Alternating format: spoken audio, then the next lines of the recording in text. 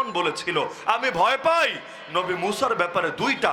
এক নম্বর ভয় হলো আইয়ুবাদদিলা দীনাকুম, সে তোমাদের দিনকে বদলে দেবে। দিন মানে রাত দিন এই দিন না, দিন মানে ধর্ম, আদর্শ। সে তোমাদের আদর্শ, তোমাদের ধর্ম, তোমাদের জীবন ব্যবস্থাকে বদলে দেবে। মানে কি? এই যুগের ভাষায় বললে ধর্মের অপব্যাখ্যা করবে।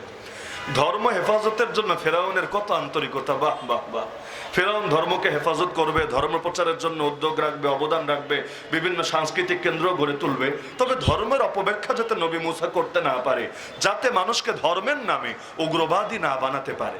আজকাল বলে না ধর্মের নামে রাজনীতি চলবে না, তো কি অধর্মের নামে রাজনীতি চলবে? ধর্মের নামে রাজনীতি চলবে না তো চলবেটা কিসের নামে? রাজনীতিতে ধর্ম টানবেন না তো টানবো কোথায়? ধর্ম সব জায়গায় টানা যাবে, বাথরুমে টানা যাবে, স্ত্রীর সাথে মিলিত হয় টানা যাবে, দাঁত ব্রাশ করা, কাপড় পরা, ওঠা বসা চলা, সব জায়গায় ধর্ম টানা যাবে। আর রাজনীতিতে ধর্ম টানা যাবে না তো কিছু একটা তো টানতে হবে, কারণ আদর্শ ছাড়া তো কাজ হয় না। কোনো না কোনো এক আদর্শ তো টানতে হবেই হবে। তাহলে কোন আদর্শ হবে? ও বুঝেছি, আল্লাহর ধর্ম টানলে তোমাদের বড় বড় মদের বোতল খাওয়া বন্ধ হবে। আর ওদের আর ওদের আদর্শ টানলে তোমাদের ধান্দা খুব ভালো চলবে।